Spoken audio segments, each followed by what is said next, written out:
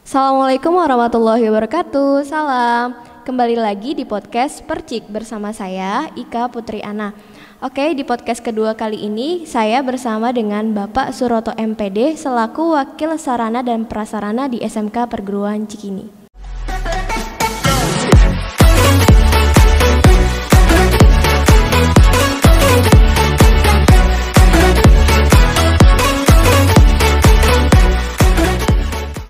Oke, baik Pak, menyambung dengan podcast yang kemarin, untuk masuk dan bersekolah di SMK Perguruan Cikini itu membutuhkan biaya sekitar 4-5 jutaan. Dengan biaya sejumlah itu, apa fasilitas yang ada di SMK Perguruan Cikini? Ya, dengan 4-5 juta siswa-siswi bisa masuk ke SMK Perguruan Cikini, tentunya fasilitasnya banyak sekali. Ya, pertama adalah tempat parkir sepeda. Yang kedua ada teknopark. Teknopark tidak semua sekolah punya teknopark ya. Yang ketiga untuk sarana ibadah ada masjid ya. Kemudian keempat ada taman untuk bermain atau taman untuk belajar. Kemudian yang kelima ada lapangan olahraga, lapangan upacara ya. Kemudian yang keenam ada aula. 7 ada bengkel-bengkel di setiap jurusan ya dengan fasilitas yang lengkap ya. Kemudian ada sasana ekstrakurikuler untuk mengembangkan bakat siswa. Kemudian ada lab bahasa Inggris. Kemudian ada pendopo. Oke, baik Pak. Tadi Bapak sebelumnya sudah menyebutkan kalau SMK Perguruan Cikini itu mempunyai teknopark. Sebenarnya teknopark itu sendiri apa dan fungsi dari teknopark sendiri itu apa, Pak? Ya, teknopark di SMK Perguruan Cikini adalah untuk sekolah vokasi, ya, sekolah menengah kejuruan. Teknopark ini diperuntukkan untuk memasarkan produk-produk yang diproduksi oleh jurusan-jurusan yang ada di SMK Perguruan Cikini. Ya, produk-produk ini, ya. Bisa dari dalam, artinya yang dihasilkan oleh jurusan-jurusan yang ada di SMK Perguruan Cikini, atau sekolah sekitar yang jurusannya mempunyai produk bisa dipasarkan di teknopark ya. Dan teknopark ini akan mengundang dari warga secara umum ya, baik warga secara umum atau instansi untuk melihat produk yang ada di teknopark. Kalau mereka berminat bisa terjadi jual beli ya, karena ini adalah memasarkan produk yang ada di jurusan-jurusan di sekolah-sekolah vokasi. Oke, baik Pak. Pasti di setiap sekolah mempunyai ruang kelas. Nah, kira-kira ada berapa banyak ruang kelas sih Pak di SMK Perguruan Cikini? Di SMK Perguruan Cikini ruang kelas memadai ya. Kita punya ruang kelas sekitar 21 untuk pembelajaran umum ya, normatif adaptif. Dalam hal ini adalah untuk pembelajaran seperti matematika, bahasa Indonesia, PKN, sejarah, dan kelas itu digunakan untuk pelajaran tersebut. Kalau untuk praktek mereka belajar pada bengkelnya masing-masing. Lalu apakah di setiap ruang kelas terdapat pendingin ruangan? Di ruang kelas semua yang ada pendingin ruangan. Setiap kelas ada 2 AC dengan kapasitas 3 PK ya. Kapasitas ini cukup untuk satu ruangan dengan volume 36 siswa ditambah 1 guru. Oke, baik Pak. Di SMK Perguruan Cikini kan ini lapangannya saya lihat ada banyak banget ya Pak ya. Kira-kira ada berapa lapangan dan biasanya lapangan tersebut digunakan untuk apa? Ya, untuk lapangan ya, karena sekolah kita luas. Pertama ada lapangan upacara. Lapangan upacara ini ada di dalam ya. Ini digunakan untuk upacara di hari Senin atau di hari-hari kegiatan tertentu, dan bisa digunakan untuk tempat olahraga siswa-siswi SMK Perguruan Cikini. Kemudian ada lapangan sepak bola ya. Lapangan sepak bola ini luas ya, standar ya. Ini bisa digunakan untuk olahraga sepak bola. Kemudian ada lapangan futsal, lapangan voli ya, yang diperuntukkan untuk kegiatan olahraga siswa-siswi SMK Perguruan Cikini. Dan kita lagi membangun ya lapangan bulu tangkis indoor di lantai 2 ya. Mudah-mudahan ya di tahun ajaran baru lapangan bulu tangkis ini bisa kita gunakan untuk olahraga bulu tangkis siswa-siswi atau guru karyawan SMK Perguruan Cikini. Oke baik Pak, dengan lapangan yang banyak dan luas tersebut, memangnya berapa sih Pak luas keseluruhan dari SMK Perguruan Cikini ini? Kalau luas, sangat luas ya. Kita di Jakarta Utara sekolah swasta yang punya luas lahan yang cukup luas ya. Dengan luas lahan 2,5 hektar ya, 2,5 hektar itu kalau di meter persegi kan itu sekitar 25.000 meter persegi. Saya kira cukup luas ini. Wah, luas banget itu Pak. Pantesan SMK Perguruan Cikini itu fasilitasnya lengkap dan memadai untuk siswa. Bagaimana dengan peralatan di jurusannya Pak? Apakah sudah lengkap?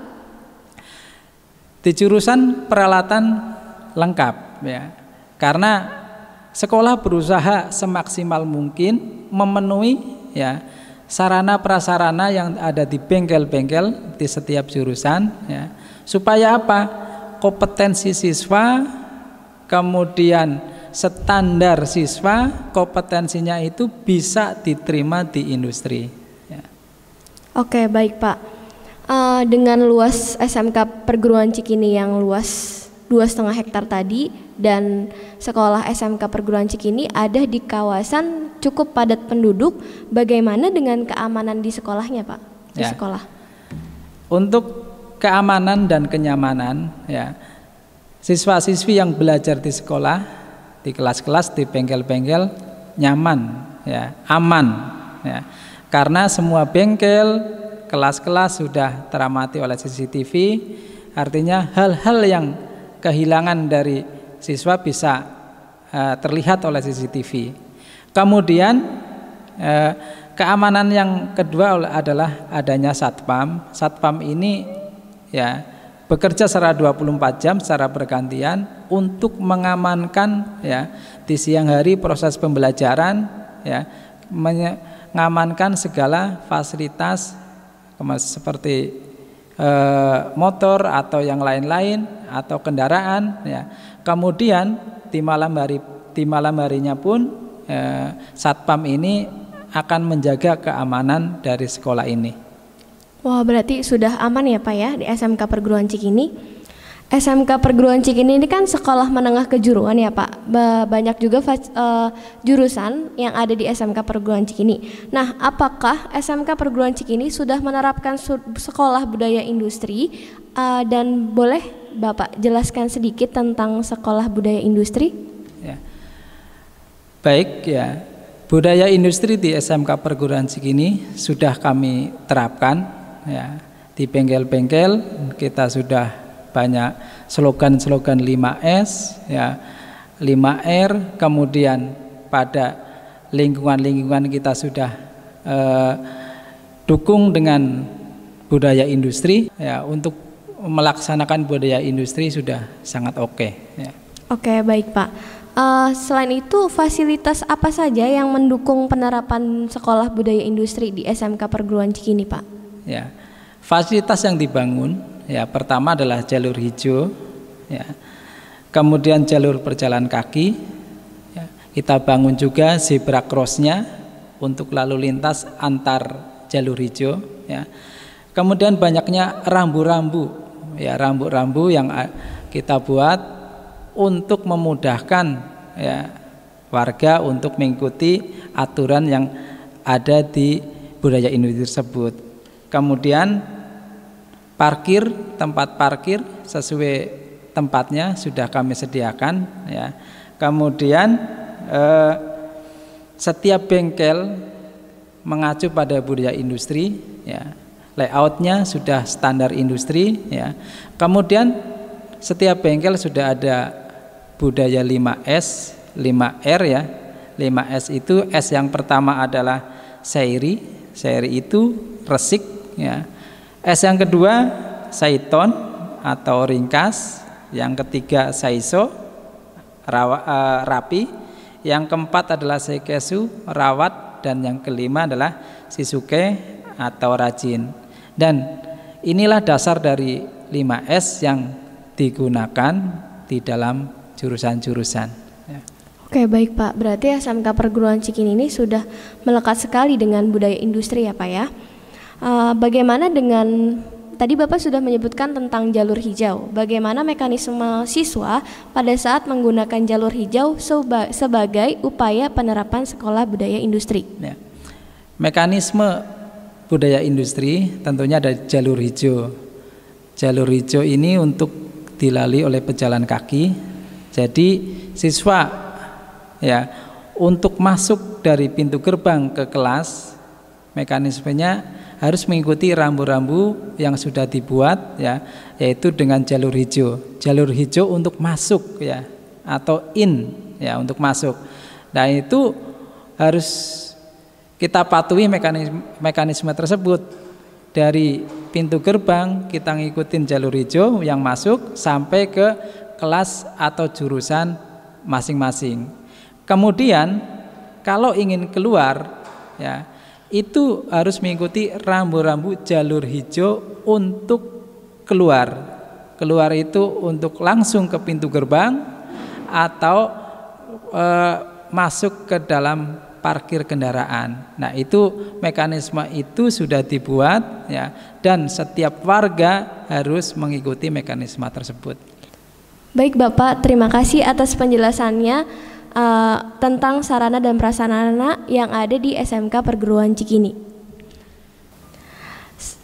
Wah, ternyata fasilitas yang ada di SMK Perguruan Cikini sangat lengkap sekali dan sangat mendukung siswa di dalam pembelajaran.